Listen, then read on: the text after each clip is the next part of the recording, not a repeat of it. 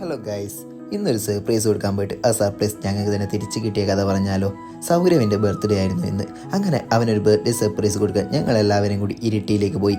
അവൻ്റെ ID card ഞങ്ങളുടെ കയ്യിലുള്ളത് കൊണ്ട് തന്നെ അവൻ്റെ വീട് കണ്ടുപിടിക്കാൻ ഞങ്ങൾക്ക് അധികമൊന്നും ബുദ്ധിമുട്ടേണ്ടി വന്നില്ല.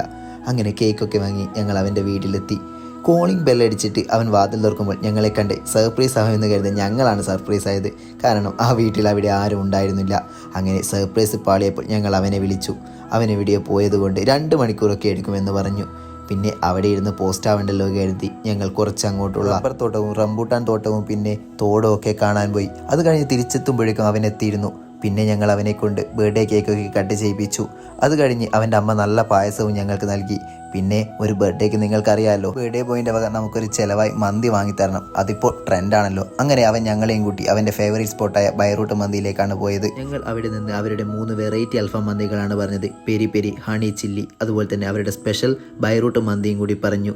പിന്നെ ഞാൻ ഈ അടുത്ത് കഴിച്ചത് വെച്ച് ഏറ്റവും നല്ലൊരു മന്തിയായിരുന്നു അത്. നല്ല ഫ്ലേവേർഡ് റൈസും സലാഡൊക്കെ എനിക്ക് വളരെ ഇഷ്ടപ്പെട്ടു. പിന്നെ അവിടുത്തെ ആംബിയൻസ് അതുകൂടെ എടുത്ത് പറയേണ്ടതാണ്. അങ്ങനെ ഞങ്ങൾ അവിടെ നിന്ന് ഇറങ്ങി. പിന്നെ ഞങ്ങൾ പോയത് എടക്കാനോ റിവർ വ്യൂ പോയിന്റിലേക്കാണ്. ഞാനൊരു കോഴിക്കോട് ജില്ലക്കാരനതുകൊണ്ട് തന്നെ എനിക്ക് കോഴിക്കോട് ജില്ലയിലെ കരിയാത്തുംപാറയായിട്ട് വളരെ സാമ്യം തോന്നിയ ഒരു സ്ഥലമായിട്ടാണ് തോന്നിയത്. നല്ല പ്രകൃതി രമണീയമായ ഒരു സ്ഥലം.